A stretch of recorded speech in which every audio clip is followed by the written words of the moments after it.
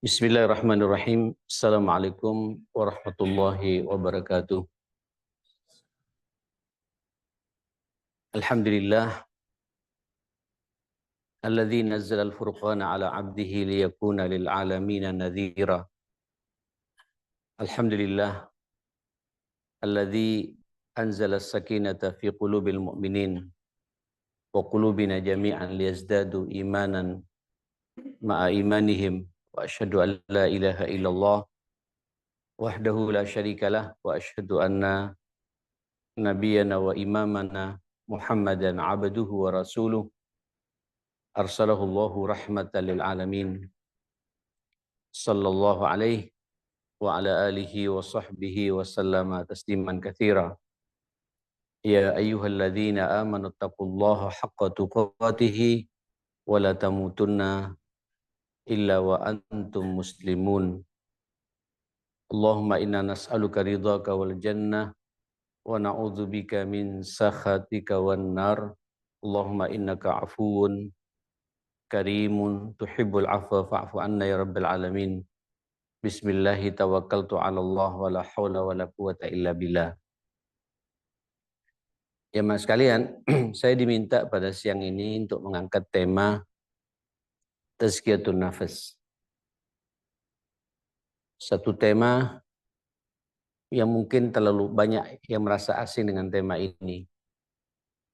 Padahal tema ini merupakan salah satu misi utama Rasulullah Sallallahu Alaihi Wasallam diutus membersamai kita untuk menyampaikan risalah Islam ini.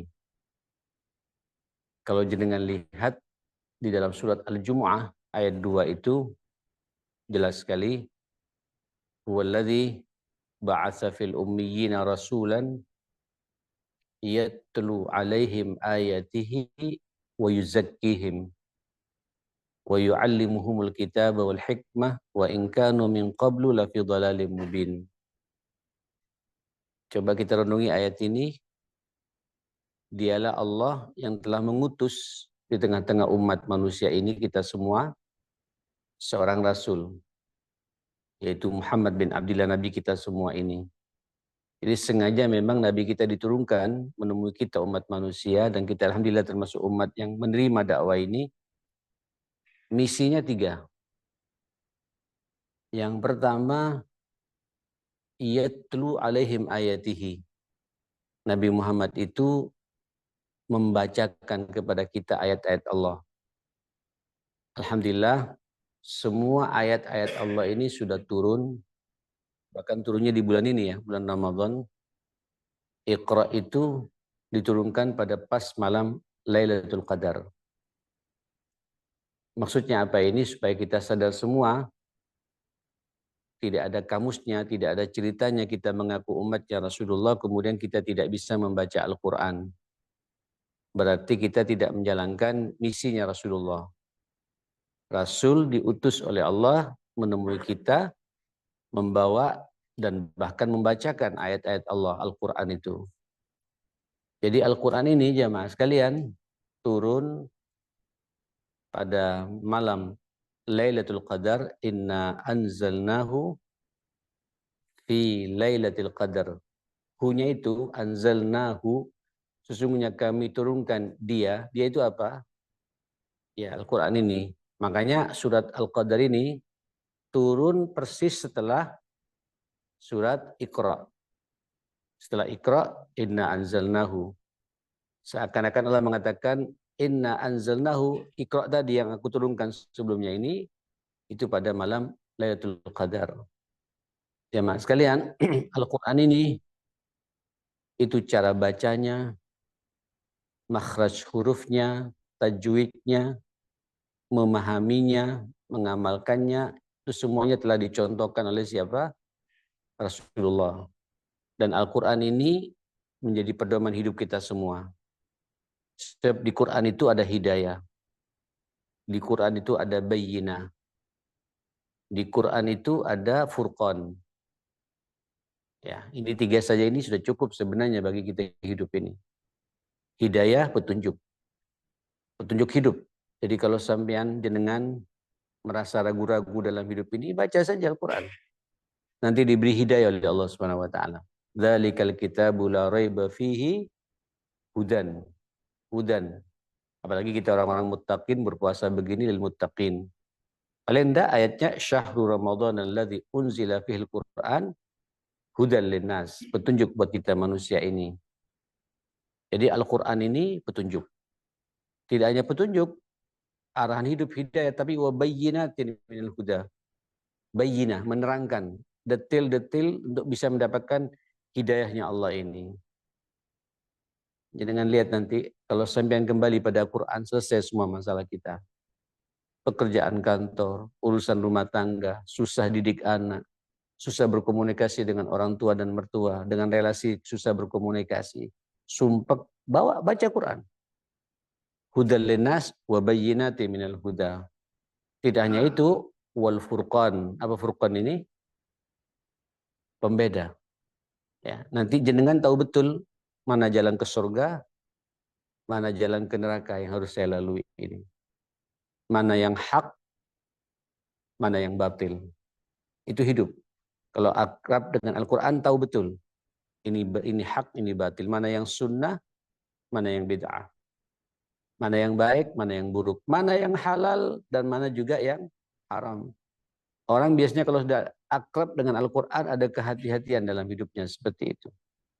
Ada hidayah, ada bayyinah, ada furqan. Quran juga syifa dan rahmah. Wa nunazzilu minal Qur'ani ma huwa syifaa'un wa rahmatul lil mu'minin. Allahu akbar, wa rahmah.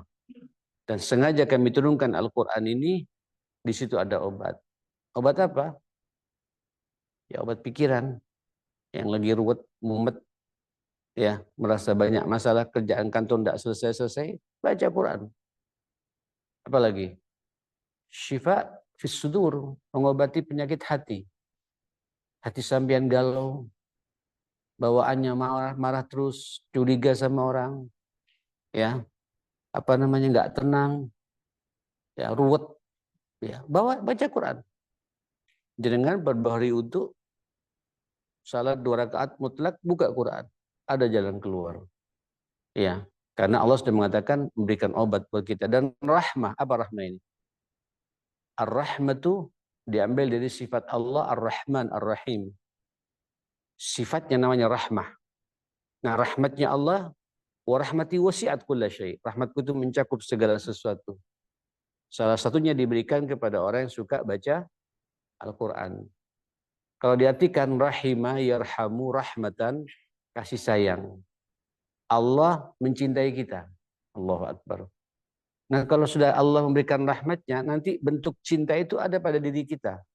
Orang kalau suka baca Quran, tidak ngamuan, Pak. Orang kalau suka terbiasa dengan Al-Quran, itu lembut cara bicaranya itu. Allahu Akbar. Kan banyak di antara kita kadang-kadang Bapak Ibu susah berkomunikasi dengan istri, ya. Ada hambatan terkadang. Namanya manusia. Susah berkomunikasi pula dengan anak. Sekarang banyak orang tua Pak tidak bisa bicara dengan anak. Harus lewat titip kepada gurunya. Tapi kalau gurunya ngomong langsung didengar. Atau seniornya, temannya gitu. Tapi kalau kita sendiri ngomong nggak didengar. Coba antum buktikan sebelum bicara sama anak, jenengan baca Quran. Dan niatkan ketika baca Quran, ya Allah mudah-mudahan lancar saya berkomunikasi dengan anak. Kalau saya Pak dengan anak ya dengan mantu juga, dengan mantu saya. Itu beda. Beda. Kayak jelek Pak. Omongan kita itu kayak masuk di benak anak kita. Itu karena barokahnya Al-Quran. Hudan linnas. Engkau yang mengatakan, ya Allah Quran ini petunjuk. Beri kami petunjuk untuk bisa berbicara efektif pada anak kita, pada istri kita. Saya ini Ustadz, bukan tidak ada masalah di keluarga. Apalagi dengan ibunya anak-anak. Dan lagi kalau tidak ada masalah, tidak enak juga Pak. Tidak cerdas-cerdas kita ini. Tidak ada tantangan di rumah itu. Loh iya, tapi jangan cari masalah. Yang jadi masalah. Di rumah itu pasti ada masalah. Nanti masalah kita punya anak bermasalah dengan mantu. Itu biasa hidup. Itu. Karena kita makhluk sosial. cara pandang kita berbeda dengan cara pandang mantu kita. Iya kan? Pasti ada kesalahpahaman di lapangan. Sebelum antum mengeksekusi masalah ini, coba jenengan baca Quran. Dahsyat itu, Pak. Itu omongan kita jelek, apa jelek ini bahasa kayak dimasukkan ngunci otaknya, Pak, ngunci benaknya ya Mas sekalian. Tidak bisa jawab lagi sama kita. Nerima betul, tidak mau berdebat lagi. Dia merasakan betul bahwa suami saya, istri saya ngomong pada saya ini dari hatinya. Itu dahsyatnya Quran. Dan inilah misi Rasulullah turun ke dunia ini membawa misi baca Al-Quran. Jadi antum terus kepada anak juga Pak. Termasuk juga pada relasi Pak. Mau ngomong sama kepala bagian kepada atasan. Atasan mau ngomong sama bawahan. Saya mohon maaf loh Bapak di sini yang ini. Saya kemarin di BI juga begitu, di Telkom. Kemudian bagi yang komunitas muslim Pak, sebelum rapat sampai berkomunikasi dengan Allah. Walaupun hanya baca qul huwallahu ahad. Atau baca wal asri. Sebelum rapat dimulai, ayo kita buka dengan Al-Fatihah. Silakan. Atau Al-Ikhlas. Atau wal asr. Muqaddimai sebelum saya berbicara antara manusia, saya bikin berbicara dengan siapa? Dengan Allah dulu. Itu dibuat lancar Pak, rapat kita. Kadang rapat selesai 2 jam Pak, bisa-bisa setengah jam selesai. Betul itu. Loh, saya mengalami betul. Saya punya megang yayasan banyak Bapak. Yayasan Ibadur Rahman, di Al-Falah di Surabaya itu, di Al-Irsyad, di mana lagi? Di mana-mana banyak. Itu saya bilang sebelum mulai baca Quran dulu. Walaupun setengah halaman atau beberapa ayat kita nikmati, itulah kita agenda-agenda rapat, Pak. Dimudahkan semua oleh Allah SWT. Tidak banyak perdebatan. Juga kepentingan-kepentingan pribadi itu hilang semua. Karena barokahnya apa? Barokahnya Quran ya sekalian. Ar-Rahmah. Jadi ada obat pikiran, obat hati, bahkan obat fisik. Syifa. Dan warahmah. Kasih sayang. Makanya jangan lihat orang-orang yang akrab dengan Al-Quran pasti tidak ngamuan. Jadi kalau orang ngamuan, Mbak, tersinggungan pasti Qurannya kurangin. Pasti itu sudah kaidah. Tapi kalau orangnya tenang, itu Quran yang membuat dia tenang ya Mas sekalian. Bahkan setiap ucapan yang kita ucapkan itu dikendalikan Mbak oleh barakahnya Quran ini. Teratur kita ngomong enak, nyambung ya Mas sekalian. Jadi Quran itu hidayah, bayyinah, furqan, syifa, rahmah. Bukan hanya itu. Masih ada juga Quran kitabun mubarak, barokah. Tahu barokah jemaah sekalian? Barokah itu Pak, kata orang Madura berkat. Tahu berkat Pak ya? Orang kalau pas tunggu mengumpul, pengajian, tahu pulang-pulang bawa berkat ya. Berkat kan Pak, ada banyak kebaikannya di sini Pak. Tidak dinikmati kita, tapi dinikmati sama istri di rumah, sama anak-anak. Berkat, berkat, berkat. Barokah itu dalam bahasa Arab, ziyadatul khairat. Bertambahnya nilai kebaikan. Allahu Akbar. Kalau sudah barokah ya akhi, ilmunya barokah. Banyak kebaikannya ilmunya itu. Amalnya barokah. Target-target di perusahaan ini Pak, yang muslim semua akrab dengan Quran, terpenuhi semua Pak. Barokahnya bukan hanya pada perusahaan, antum semua merasakan barokahnya, nggak tertekan bekerja itu. Barokah dalam amal-amalnya, barokah dalam ilmunya, barokah dalam hartanya, barokah keluarganya, barokah anaknya, barokah istri, semua barokah. Kitabun mubarak, kitab yang penuh keberkahan Quran itu. Tidak hanya itu, Quran itu juga nur. Apa nur? Cahaya. Nur. Kalau kita tidak punya cahaya kan gelap Pak ya. Kita kalau tidak ada cahaya gelap kan. Jadi kalau sampai merasa gelap hidup ini, baca Quran. Ada cahaya dari Allah. Ada penjelasan yang sejelas-jelasnya. Diberi nur. Nurnya dari Allah. Nurul Quran itu. Allahu Akbar. Ini misi pertama Rasulullah. Tilawah. Yatlu alaihim ayatihi. Walaupun ini juga sentuhannya sentuhan tazkiyah juga sebenarnya mas kalian ya. Yang kedua apa? Wa yuzakkihim.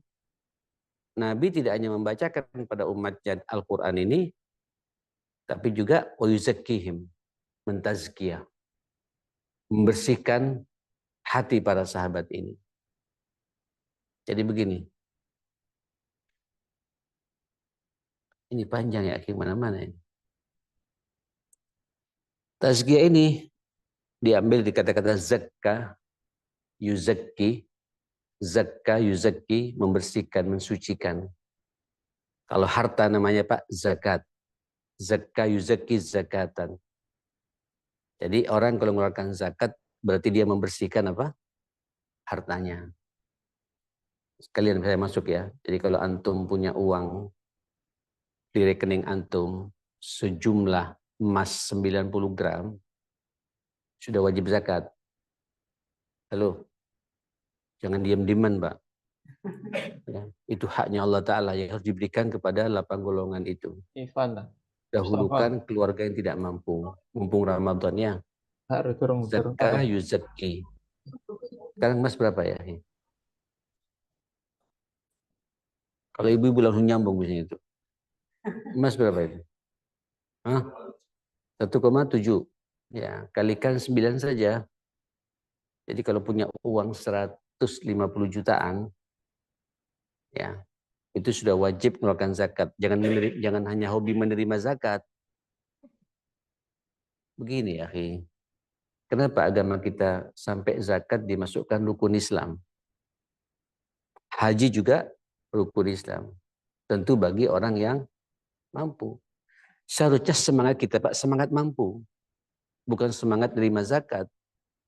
Semangat kita semangat mengeluarkan zakat. Karena saya ingin menyempurnakan rukun Islam saya. Naam ya akhi, naam. Ini pembahasannya kemana-mana nanti saya bahas masalah ini. Oke, saya tidak bahas masalah zakat ini nanti babnya ke bab fikir nanti. Teman saya mengingatkan saja mumpung Ramadan ya. Jadi artinya kalau antum sudah punya uang di rekening antum di atas 150 juta, potong langsung 2,5%-nya. Ya. Dan serahkan sebelum kemana-mana, lihat siapa di antara saudara-saudara saya, famili-famili saya yang memang berhak menerima zakat. Yang miskin, yang fakir, yang punya utang banyak, segala macam. Perhatikan mereka itu sebelum kemana-mana. Ya, saya di bab ini saya tidak mau main-main. Ya, sampai uang-uang kami yang ada di Fulan selama dia masih berjalan, setiap tahun pun saya potong. Saya tidak ingin terganggu dengan masalah harta ini. Nah, sebenarnya kalau harta ini sudah ada keplingannya dari Allah Ta'ala, Pak. Tidak bisa lebih, tidak bisa kurang. Ya. Cuma ada orang yang dipercaya lancar. Ayo supaya semen dipercaya oleh Allah, semangat bekerja.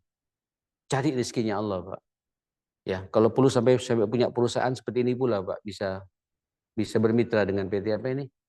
Inmar ini. Iya, betul. Kenapa tidak? Semangat kita semangat ke sana, Pak. Karena kalau kita jelas nanti, begitu kita kaya, dipercaya oleh Allah, kaya itu yang mengkayakan kan Allah, Pak. Ya. Yang punya kan juga Allah kalau kita ini, Pak. Harta itu titipan Allah. Dipercaya, memang secara hukum positif kita, milik kita. Tapi yang memiliki kita siapa? Kita punya siapa nih, Pak? Lalu nyambung enggak ini? Kita ini miliknya siapa? Ya Allah Ta'ala juga, Pak. Yang mensukseskan kita juga Allah. Yang membuat banyak relasi percaya sama kita sehingga lancar urusan kita juga Allah Subhanahu wa Ta'ala. Ayo 2,5%-nya dikeluarkan. Dan prioritaskan keluarga. Kalau kemudian masih belum, kita semangat berinfak bersedekah. Sedekah itu Pak, dari kata-kata sedekah yasduqu sadaqatan. Menunjukkan kejujurannya akan harta yang dia miliki. Walaupun belum sampai nisabnya. Ya, ayo terbiasa kita antum di bulan Ramadan bersedekah, ngasih takjil ya. Jangan hanya menikmati takjil terus. Oh, semangatnya jangan semangat menerima takjil, Pak. Semangat berbagi takjil kalau kita ini. Walaupun sesuai dengan kemampuan kita. Hatta 1 gelas air. Hatta 1 biji korma. Tidak ada korma, Pak. Sawu kecek, tidak apa-apa, Pak ya. Atau pisang, itu salah. Pokoknya semangatnya tiap hari kita ingin apa? Ingin bersedekah. Itu bagian daripada tazkiyat, membersihkan harta kita. Zakka yuzakki zakatan. Kalau harta namanya zakat. Tapi kalau urusan hati, Pak, yang dibersihkan hati, itu namanya tazkiyatan. Ya, zakka yuzakki tazkiyatan. Kalau zakah itu harta, kalau tazkiyah itu bagaimana kita membersihkan nurani kita, hati kita. Jadi sebenarnya pembahasan tazkiyah ini bukan pembahasan bagaimana kita ngelola otak kita. Jangan lebih pintar lah ya. Rata-rata S1 semua di sini Pak ya. Bisa mengolah, mencerdaskan otak kita, pikiran kita. Silakan pertajam itu. Tidak dilarang oleh agama. Juga tidak berbicara bagaimana menata performa fisik kita. Nah, fisik ini amanah juga.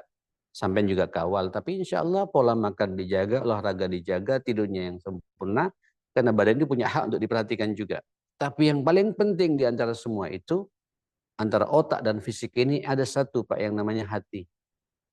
Yang jarang dibahas oleh ulama-ulama kita. Saya nggak tahu, padahal ini misinya Rasulullah Pak. Ya. Dan penekanan daripada tazkiyah ini bagaimana kita ngelola hati. Kenapa hati? Karena hati ini Pak yang mengendalikan pergerak-gerik seluruh anggota tubuh kita ini. Dalam hadis yang sangat panjang, riwayat sahabat Nu'man bin Bashir, muttafaqun alaih, riwayat Bukhari Muslim, terakhir Nabi mengatakan, ala inna fil jasadi mudghah. Sesungguhnya setiap tubuh manusia ini ada segumpal darah. Mudghah, segumpal daging pada dadanya itu. Idza salahat, salahal jasadu kullu. Kalau baik gumpalan itu, maka seluruh anggota tubuhnya akan baik semua. Kedua matanya enak, memandang yang baik-baik. Kedua telinganya juga jadi baik, mendengarkan yang baik-baik.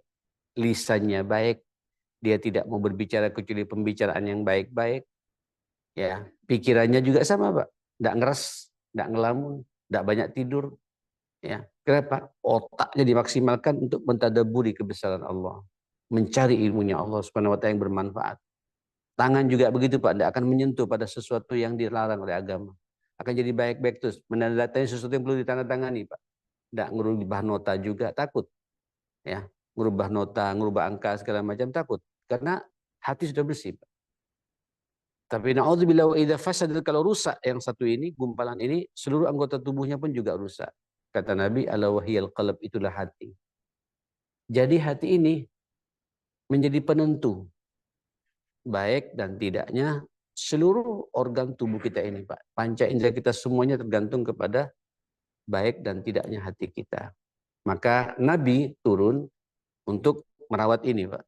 Selain membaca tadi tilawah, juga mentazkiyah. Ya, ini misi kita semua jamaah sekalian, membawa misinya Rasulullah, minimal buat kita pribadi lah. Bagaimana hati saya? Di hati ini tempatnya iman. Ya. Di hati ini tempatnya cinta, Pak. Di hati ini tempatnya marah. Ya kan? Di hati ini, Pak, orang bisa jadi hasad. Orang bisa jadi dengki. Semua di hati, Pak. Tapi kalau hati kita kelola dengan benar, kita tasfiyah, kita tazkiyah, kita bersihkan. Saya yakin jamaah sekalian, insya Allah hidup ini jadi tenang. Sebelum saya melanjutkan ini, yang ketiga apa? Wa yu'allimuhumul kitaba wal hikmah wa in kanu min qablu lafi dhalalin mubin. Ta'lim, Pak. Ada tilawah, ada tazkiyah, ada ta'lim.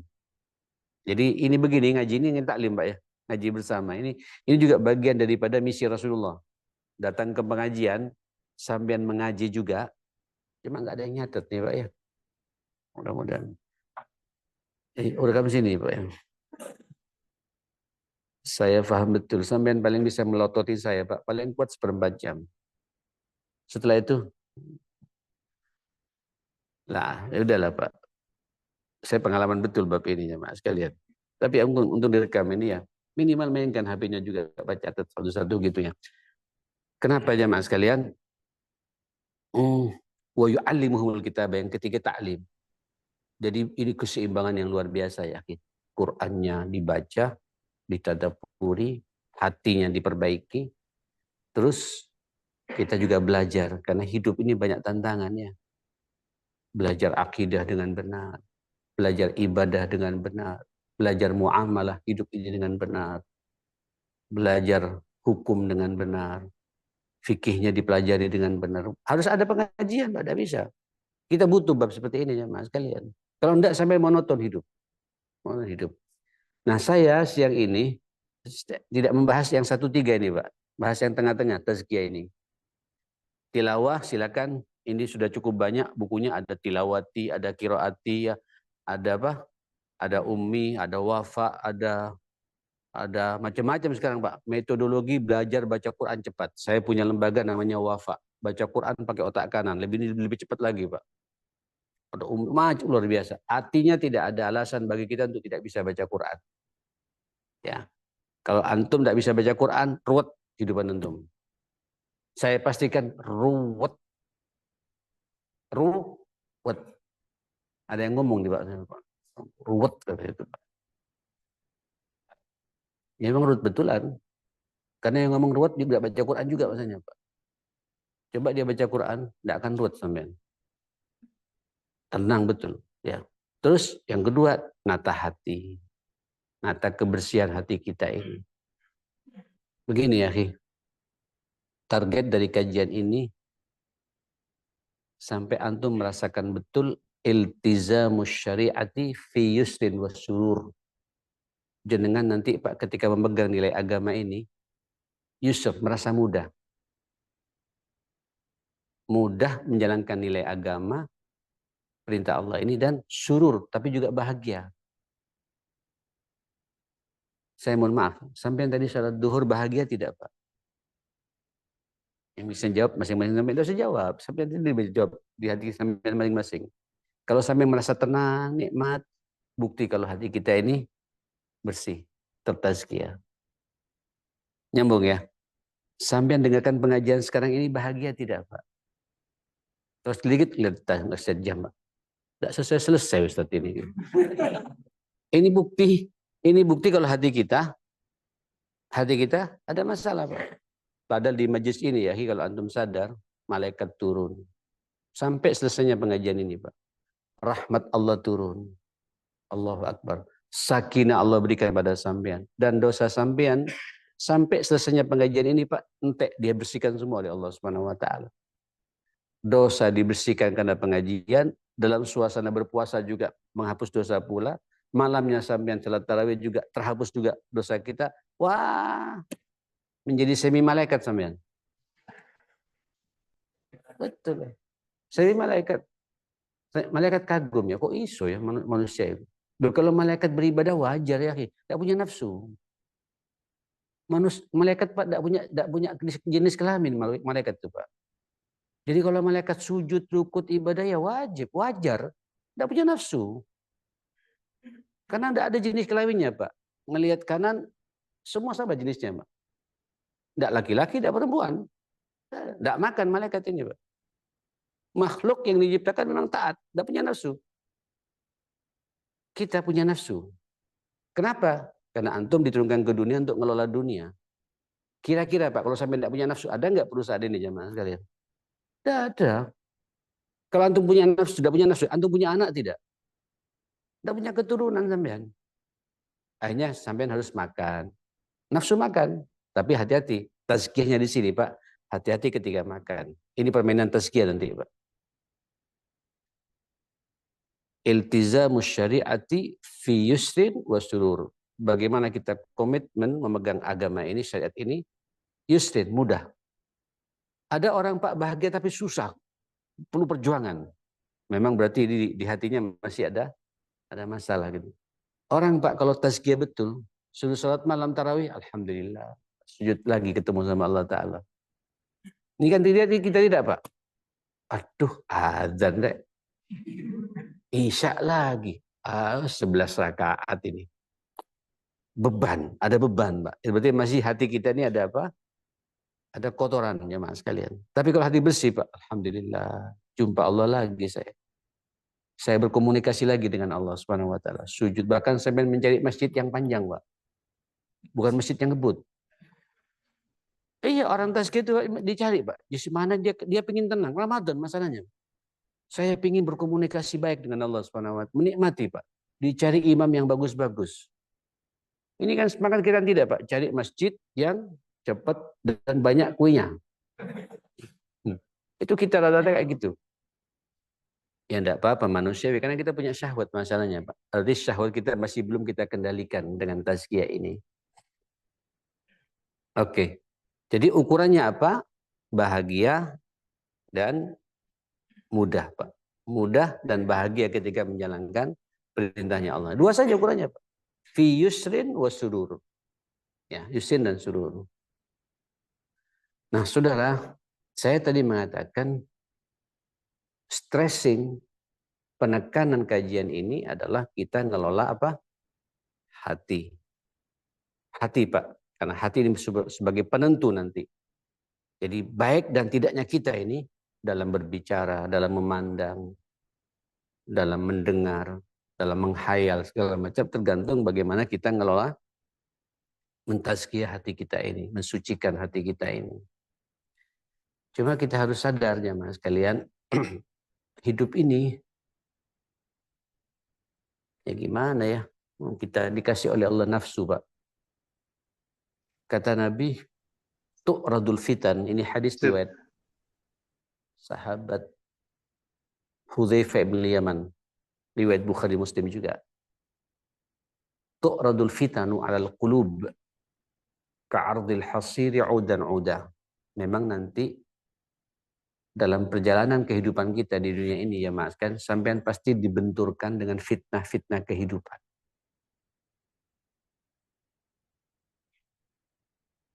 Fitnah. Fitnah itu ada dua. Yang pertama, fitnah syahwat. Yang kedua, fitnah syubuhat. Yang pertama apa? Fitnah apa? Syahwat. Nah manusia ini Pak punya syahwat. Ada yang tidak punya syahwat di sini? Halo? Tidak ada Pak. Justru kita karena jadi manusia dipercaya karena kita punya syahwat. Dunia ini Pak tidak akan bisa seperti ini kalau tidak ada syahwatnya manusia. Ya, tinggal antum bisa tidak mengendalikan syahwat ini. Inilah tazkiyah di sini. Gini contohnya. Ini fitnah memang Pak. Orang kalau lapar, syahwatnya pengen apa? Halo? Pengen apa? Pengen makan ya? Boleh nggak makan Pak? Ya harus dong. Berarti kita ketika makan, berarti kita akan mengikuti syahwat ya. Ya kan? Karena setiap manusia syahwatnya harus makan. Bahkan Allah mengatakan kulu washrabu. Silakan makan.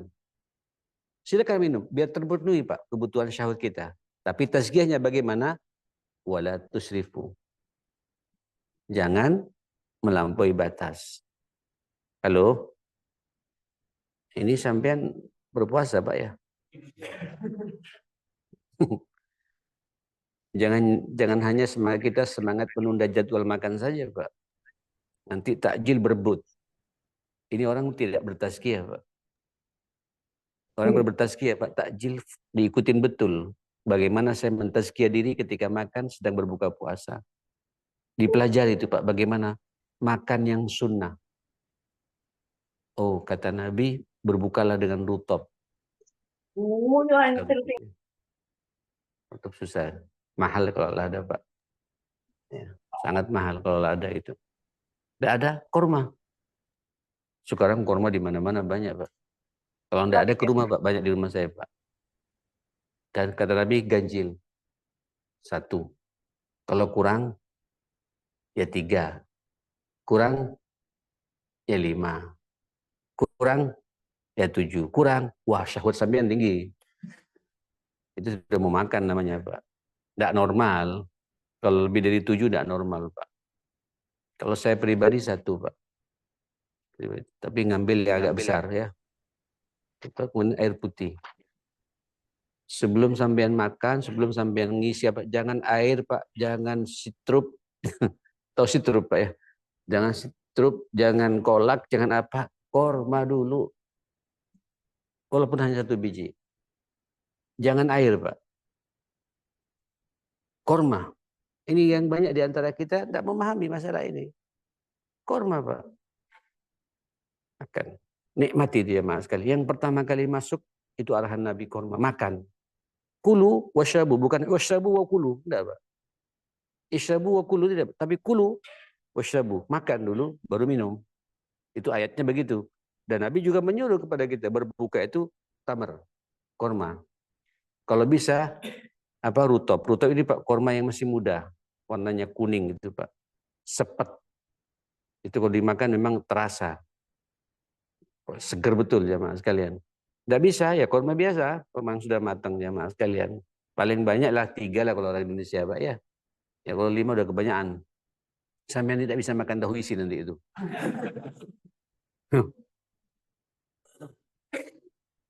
Allahu Akbar. Korma itu sunnah Pak. Kenapa? Walaupun di depan sampean Pak ada kolak, ada tahu isi. Kalau di Ampel Pak ada kroket, ada sambosa, ada pastel, ada ini. Lengkap. Ada bubur gandumnya Pak. Tahu bubur gandum sampean Pak? Ke rumah Pak, rumah saya nanti bensin. Bubur gandum itu jamaah sekalian bubur Pak dari gandum itu isinya daging kambing Pak. Ada kambing yang sudah di blender, ada kambing yang masih utuh. Itu campuran dengan susunya juga. Ayo pengen berbuka semua sekarang. Itu Pak, satu lepek saja udah cukup. Nanti makan malamnya ba'da tarawih kuat kita coba sekalian. Ya itu ya tapi jangan tiap hari kayak gitu ya. Habis juga fulusnya ya. Nah, ikhwatal iman, silakan sebelum itu Pak korma dulu. Ini kan permainan syahwat, permainan nafsu Pak. Apalagi antum begitu makan korma terus minum air putih Pak. Zahabaz zama'u wa ihtallatil uruq wa sabatal ajru insyaallah. Selesai sudah Pak. Sampai syukur yang berdoa. Ini banyak di antara sampean. Ini kalau bukan tazkiyah Pak, tidak akan bisa bermain begitu. Angkat tangan sampean doa sama Allah Ta'ala. Kesempatan ad-du'a indal iftaru du'aun la yuraddu. Doa ketika sedang berbuka puasa itu mustahil ditolak oleh Allah Subhanahu wa taala. Ilustrasinya Pak, kata guru saya, Allah sampai mengatakan, "Tuh lihat hambaku. Seharian penuh dari subuh tidak makan sampai sore. Berlapar-lapar karena aku, berhaus-haus karena aku. Saatnya sekarang diperbolehkan dia makan. Di hadapannya ada rezekiku terlengkap di situ. Ada ote-ote, ada tahu isi. Apa lagi Pak? Ada pisang goreng. Apa Pak? Kroket juga ada. Lengkap Pak. Sampean bisa nahan. Cukup korma, air, terus sampean masih bisa berkomunikasi Pak. Dan tidak mau berebut dengan orang lain. Saya mau berebut doa saya biar diterima oleh Allah Subhanahu wa taala. Itu dahsyat Pak. Masa 30 hari sampean berdoa begitu tidak akan didengar oleh Allah Subhanahu wa taala. Doakan orang tua sampean, doakan istri sampean, doakan suami ibu, doakan anak-anak kita satu persatu Pak. Panggil itu. Dan saya menikmati betul di bab ini ya Mas sekalian. Doa, doa. Setelah itu ya baru kita menikmati Pak tahu isinya. Ya. Bahkan kita berbagi Pak, tunjukkan kebaikan kita pada orang lain. Karena puasa itu kan bukan untuk rebut-rebutan Pak ya. Apalagi sampean datang ke masjid. Ya sudah nggak ngasih takjil berebut lagi jamaah sekalian. Saatnya kita Pak paling perlu di belakang Pak. Cari yang terakhir. Fadul, silakan. Saya tidak ngasih takjil. Justru infak saya mendahulukan orang duluan. Saya biar terakhir. Biasanya yang terakhir lebih banyak lagi. Pak. Semangat kita begitu. Bukan semangat banyak lagi Pak. Semangat kita untuk menyenangkan orang Pak. Infak saya sekarang infak menyenangkan orang. Bagi kita yang tidak bisa ngasih takjil, nyuruh orang duluan Pak. Kita terakhir. Hatta kita dapat air putihnya tidak apa-apa. Itu barakahnya luar biasa ya. Itu kan mengendalikan syahwat ya. Ini ujian syahwat Pak. Oke. Termasuk juga syahwat hati-hati ketika makan harus jelas pula halal haramnya. Ya ayuhan nas kulu mimma fil ardi halalan thayyibah. Halal dan baik. Begini. Sekarang ini banyak makanan Pak. Halal tapi tidak baik. Ini permainan tazkiyah semua Pak. Ada makanan baik, Masya Allah. Ini peningkatan gizi betul. Tapi tidak halal. Nyambung selesai jamaah sekalian. Nah orang bertazkiyah Pak ada kejelasan. Yang saya makan ini halal. Halal barangnya, halal zatnya, Dan halal pula cara mendapatkannya.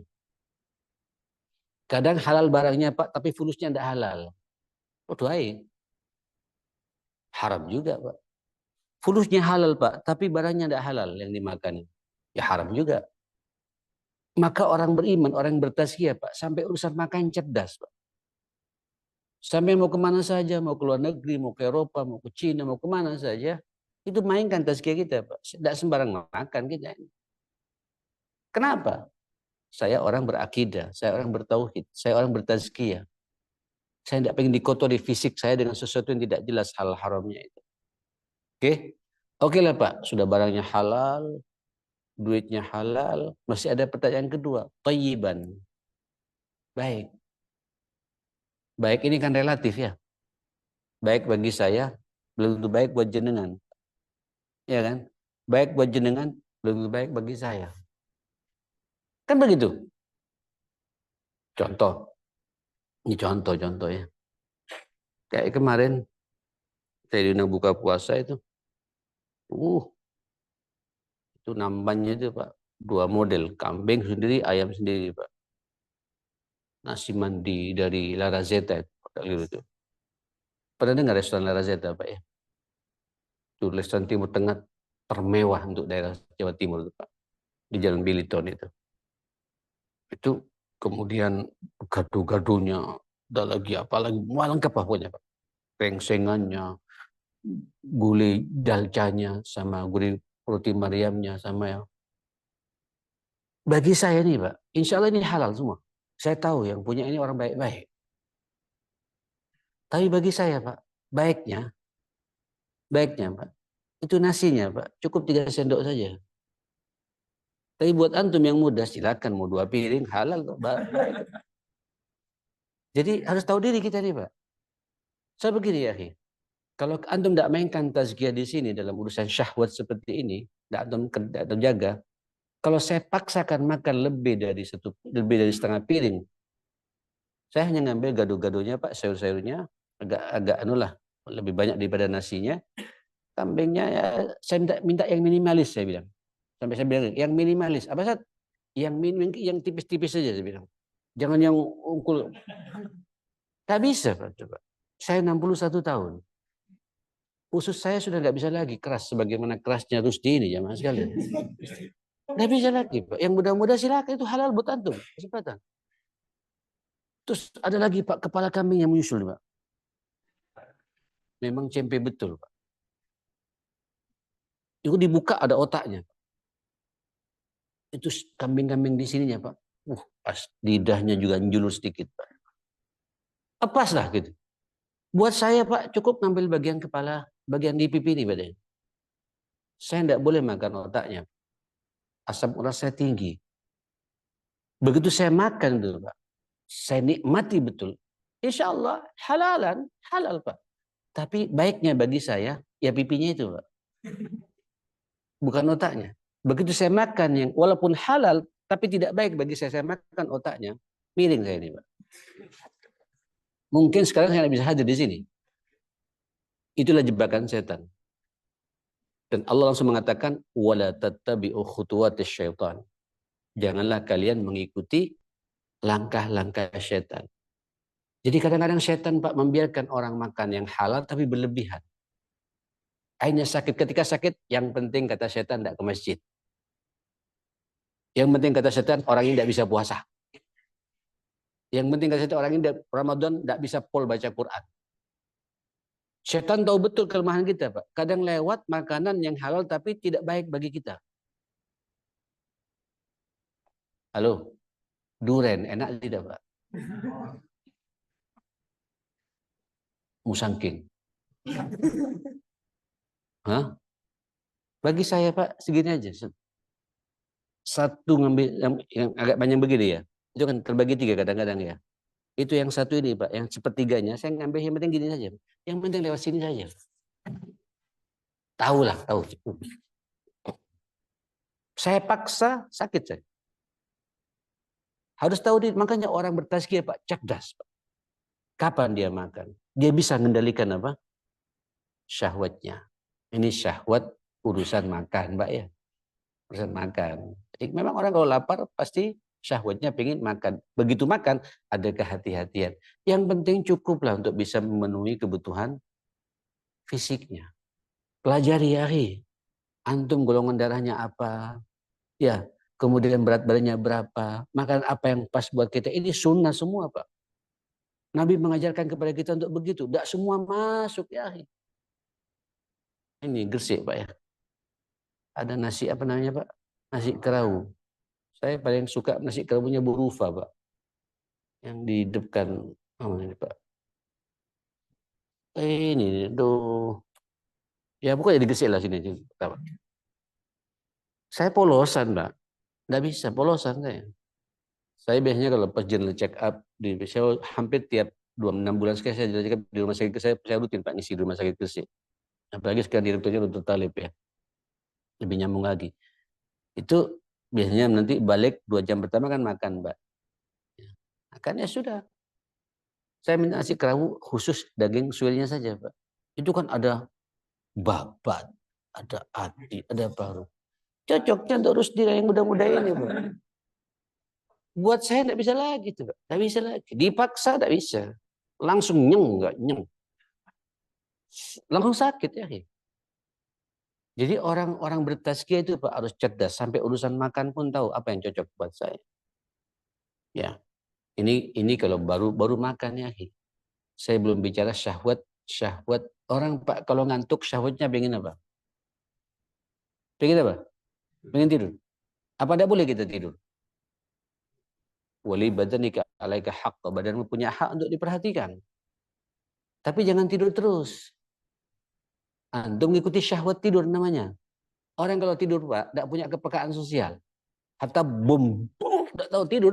Ada apa itu? Tak paham. Kenapa? Ngikutin syahwat tidurnya. Orang kalau nawam itu Pak, orang kalau banyak tidur Pak, tidak punya sensitivitas.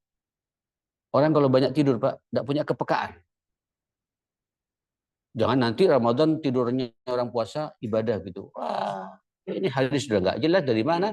Terus dibuat dalil Pak. Nggak benar. Tidur itu sesuai dengan porsinya kita Pak. Kalau macam saya Pak, umur saya 61, paling banyak 5-6 jam sehari semalam. Iya Pak. Maunya 8 jam, tapi sudah nggak bisa lagi. Sudah itu tidak apa-apa. Manfaatkan jam hari-hari segannya. Ini kalau antum kerja, tidur Pak, ngantuan. Ganggu nggak sama perusahaan? Halo, amanah juga loh Pak sampai makan bagi buta dibuat tidur. Tidak benar Pak. Syahwat. Syahwat tidur kurangi. Saatnya tidurnya kita tidur. Saatnya leleh kita leleh. Saatnya kerja kita kerja. Saya belum bicara syahwat memandang, belum. Ini muda-muda semua ini Pak ya. Lirik sana, lirik sini, mata yang kepo ini Pak ya. Yang apalagi melihat lawan jenis Pak. Paling konek kita laki-laki ini Pak. Jangan sampean, saya pun juga masih konek. Loh, bisa nggak kita mengendalikan itu? Yang paling berat di sini Pak. Saya Ramadan Pak selesai sudah Pak. Saya tidak ada yang namanya apa namanya game, wala Instagram, wala YouTube. No, ganggu mata ini Pak. Ganggu mata. Saya tidak pengen puasa terkotori oleh syahwat mata ini. Khususnya terkait dengan lawan jenis. Habis Pak.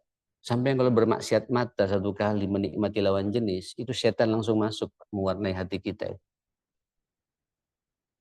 Iya, ngeri jemaah sekalian. Akhirnya kita tidak merasakan nikmatnya beribadah kepada Allah Subhanahu wa taala. Saya belum berbicara Pak, syahwat berbicara. Yang repotnya Ustadz bicara terus Pak. Ngomong kemana-mana Pak. Ya. Ini yang jelas pukulan bagi saya Pak. Apa yang saya omongkan saya mengamalkan tidak. Itu yang paling berat bagi saya Pak. Itu yang paling saya takuti. Makanya saya di mana-mana sampai pengajian saya Pak, tidak pernah lebih dari 1 jam. Bahkan kalau belum kurang. Setengah jam cukup. Manusia juga bisa menangkap 20 menit pertama kan ya. Ini sudah setengah jam lebih ya. Nah, 3/4 jam sudah ini. Berarti sudah berhenti saya ini. Biar nggak terjebak dengan syahwat pembicaraan. Ya. Allahu Akbar. Ini baru kita syahwat Pak. Yang mengotori hati. Itu fitnah yang mengotori hati. Syahwat mulut, syahwat pendengaran, dengarkan musik. Aduh musik ini ya Allah. Antum tidak punya sensitivitas juga, Pak. Pemain-pemain musik itu, Pak, tidak punya ghirah, tidak punya kecemburuan pada agamanya. Ya, kalau dengarkan nasyid ya silakanlah, senandung-senandung, gasidahan itu, Pak ya. Selama antum merasa itu mendekat kepada Allah, silakan gitu. Saya tidak mau terlalu ekstrim dalam bab ini gitu. Tapi kalau kemudian harus, Pak, apalagi kemudian dangdut koplo apa segala macam itu yang omongannya ini kan macam-macam sekarang, Pak. Lagu lagi rame-rame sekarang, Pak. Dulu aku panggil apa, saya juga kaget. Tadinya tidak dengar apa maksudnya, Bu. Loh, berbicara lawan jenis, bicara kemaluan, Pak. Tak masuk akal dan dinikmati oleh kita semua. Kaum muslimin ini jamaah sekalian. Pengusaha hati kita ini, Pak. Ini kalau kita bicara apa namanya fitnah hati yang pertama. Fitnah apa? Syahwat. Saya belum bicara fitnah syubhat. Fitnah keraguan-raguan belum, Pak. Ada dua. Keraguan-raguan dalam masalah akidah dan keraguan-raguan dalam masalah muamalah. Ini dalam Pak saya bahas ini. Tapi waktu sudah jam 1, sampean punya kewajiban di kantor, saya tidak ingin hati sampean rusak, kita biar tazkiyah, amanah kantor rusak karena pengajian, tidak boleh juga, Pak. Ya. Ayo kita proporsional, waktunya ngaji yang ngaji, waktunya kerja kita kerja, ya. Tolong Pak, hati yang bersih, tidak asal-asalan ketika kerja. Ini amanah, pastikan rezeki yang sampean dapatkan di perusahaan ini rezeki yang halalan, thayyiban. Karena antum berbagi dengan istri ya, berbagi dengan anak, sampai semua anak kita Pak terasa yang kita berikan itu adalah rezeki yang halal, yang baik, ya dari jerih payah kita yang sesungguhnya. Dan insya Allah kalau kita terbiasa begini, insya Allah hati kita akan dijaga oleh Allah Subhanahu wa taala. Dan Ramadan ini ya, akhi, puasa itu tazkiyah. Salat malam itu tazkiyah, membersihkan hati. Baca Quran tazkiyah jelas. Doa tazkiyah. Lama-lama di masjid seperti ini juga tazkiyah. Perbanyak zikir tazkiyah. Jadikan Ramadan bulan tazkiyah semuanya sudah, Pak. Bulan antum akrab dengan Allah Subhanahu wa taala. Berbagi, berinfak, bersedekah juga tazkiyah. Terus pastikan hari-hari kita Ramadan banyak amal kebaikannya dan amal solehnya insyaallah. Mari kita berdoa. Bismillahirrahmanirrahim. Alhamdulillahirabbil alamin. Allahumma shalli ala Muhammadin wa ali Muhammad. Allahumma rabbana ighfir lana wa tub alaina innaka antat tawwabur rahim. Rabbana la tuzigh qulubana ba'da idh hadaitana wa hab lana min ladunka rahmah innaka antal wahhab. Allahumma rabbana ighfir lana wa li walidina warhamhum kama rabbawna shighara. Allahumma taqabbal minna salatana wa siyamana wa qiyamana. Allahumma taqabbal minna qira'atana wa tadabburana bil Qur'an. Allahumma taqabbal minna zakatana wa infaqana wa sadaqatina wa kulla khairi a'malina. Birahmatika ya akramal akramin. Sallallahu ala sayyidina Muhammadin wa alihi wa sahbihi wasallam. Alhamdulillahirabbil alamin. Karena sudah jam 1, tidak ada pertanyaan, Pak ya. Kita jumpa lagi insyaallah ya. Tak bisa jumpa lagi, kita jumpa di surganya Allah taala insyaallah. Assalamualaikum warahmatullahi wabarakatuh.